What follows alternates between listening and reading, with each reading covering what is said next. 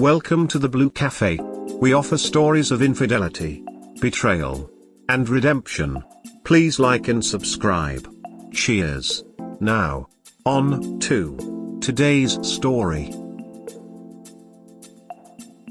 My 31M wife, 30F, had sex with an ex-BF need support.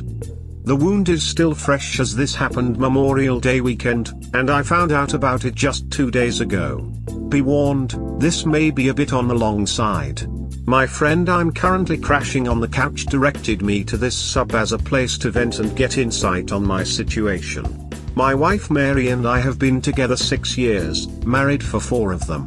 We met at the tail end of our time in college. She had months prior gotten out of a relationship, whereas I have never been in an actual relationship to that point. I was a player, or a duckboi as they call them these days. I admit that in my later teens, well into my 20s before I met her, I played the field.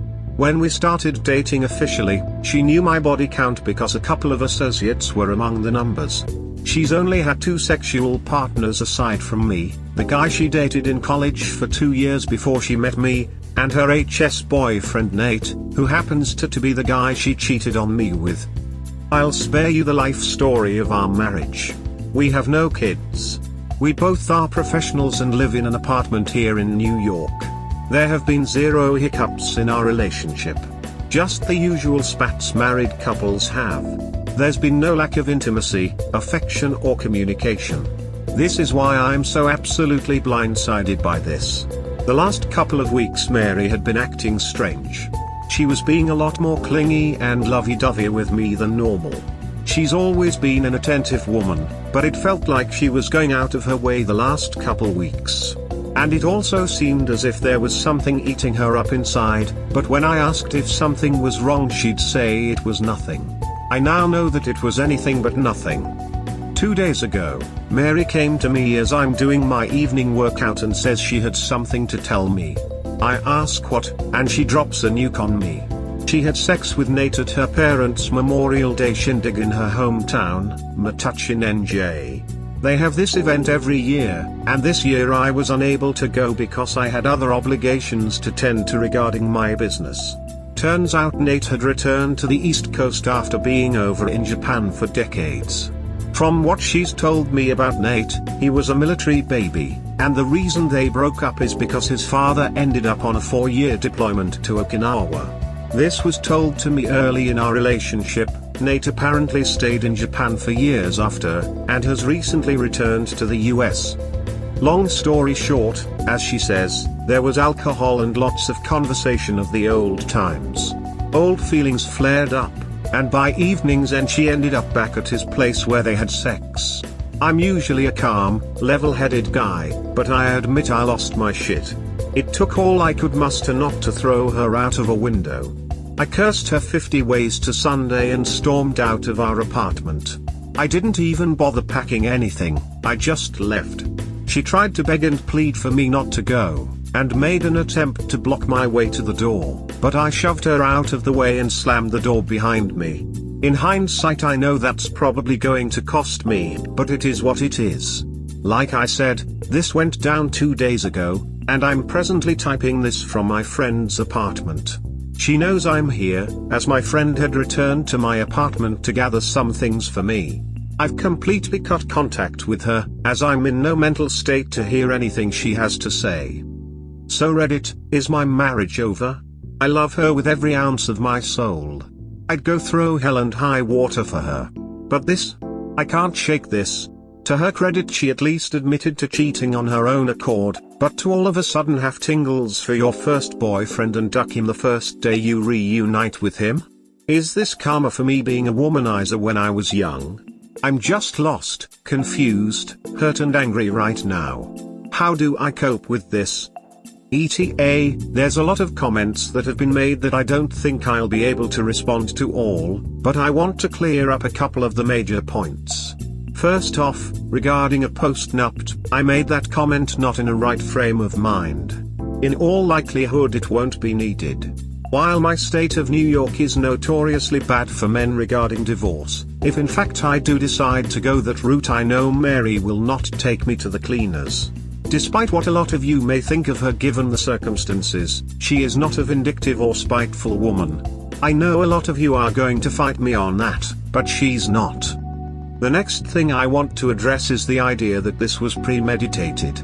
Today, I went over the data records on my cell phone plan and I can confirm that the first time they communicated was May 27th, 2 days before the event. There is zero communication between the two before that point, and a few texts from Nate following, that Mary never responded to. The last time he attempted to reach her was June 10th. So you can take the theory that they planned this months in advance or have been hooking up for months and throw it out of the window. Lastly, I've taken the time over the last day to think to myself with insight from my friend about what I should do next, and the next immediate move I've decided to make on the matter is get time away from all of this. I need to sort things out, so I'm taking a step back from interactions, including social media. I will post an update once I've sourced things out. To everyone who has given me good, solid advice, I thank you. For everyone who has projected their own misgivings and toxicity of their own circumstances upon my situation, maybe you need to disconnect from social media as well. Unlike most stories on this subreddit, she admitted to it and seemed to regret it. Still, now you know there is this dude from her past living in the country that managed to bed her at the first opportunity he got. That's 100% accuracy. Are you able to live with that? No kids. Short marriage. You are still young and fit. Get out now clean with no alimony or child support. No ties that bind. It's not your fault. Upvote 1 million times over. It will hurt now for a short time, but worth it in the long run. I'll echo everyone else. I was in the same boat. No child support, no alimony. Life is way better without her. Don't waste another day. Plus, if she couldn't resist the 7-year itch, she sure as duck won't be able to resist the midlife crisis itch. Clean break now is the best way. Stop having sex with her, and if you don't, wear a condom and test your condoms for holes.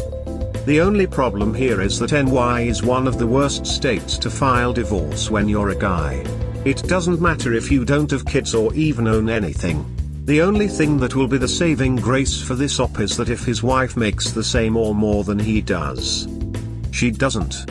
I make substantially more as I'm a business owner. Then you'll potentially have issues. Just be glad Dominic Barber is dead. This op.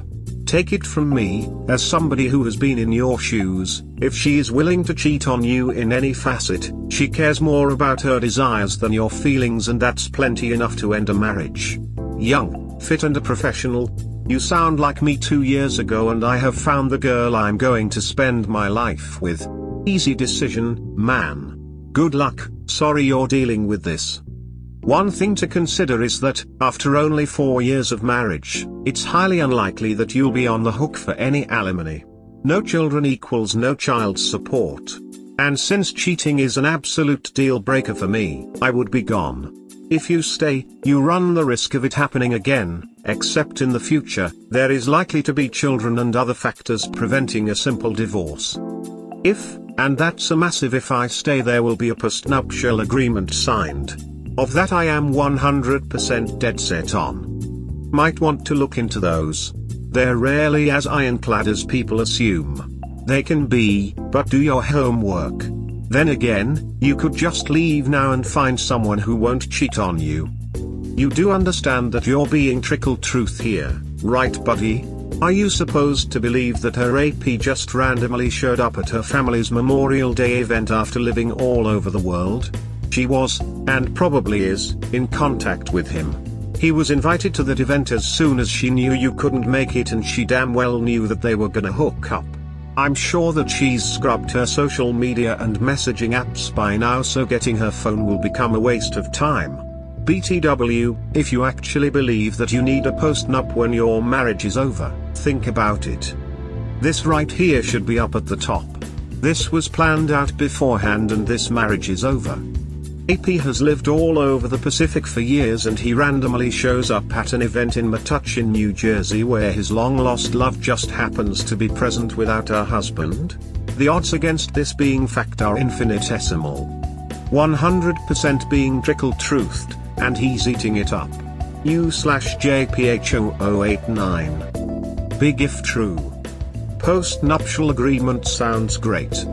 However, are you willing to spend the next 3 to 4 years wondering what she's been up to every time she goes out, every time she's half an hour late coming home, etc.? Would you always wonder if she's going to be extra smart and hide how she communicates with people?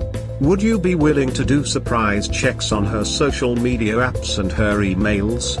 So, in short, would you be willing to act as her jail warden? Is that the kind of relationship would you like to have? If you live like this, do you think that it'd build resentment in both your and her minds as time goes on? Also, should you choose to have kids and then break up, how would the co-parenting issue get complicated by her cheating?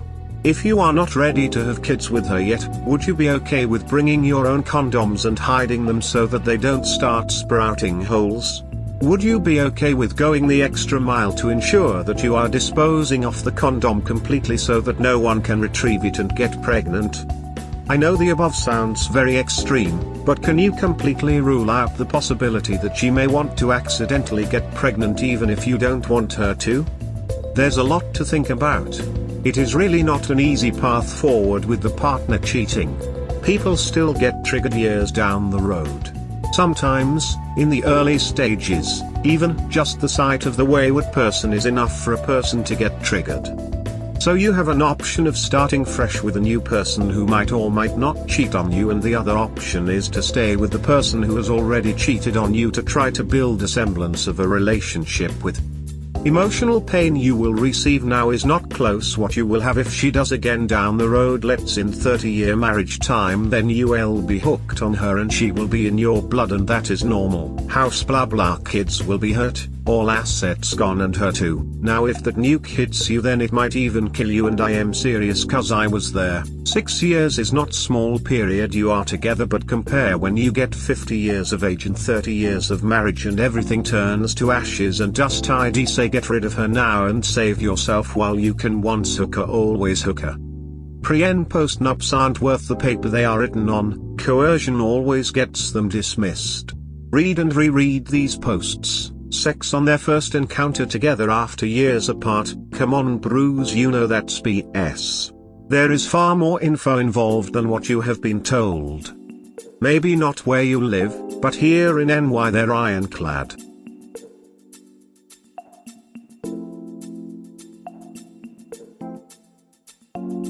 We hope you have enjoyed today's episode. Please comment, like and subscribe. Cheers. Have a wonderful day or night, wherever you are.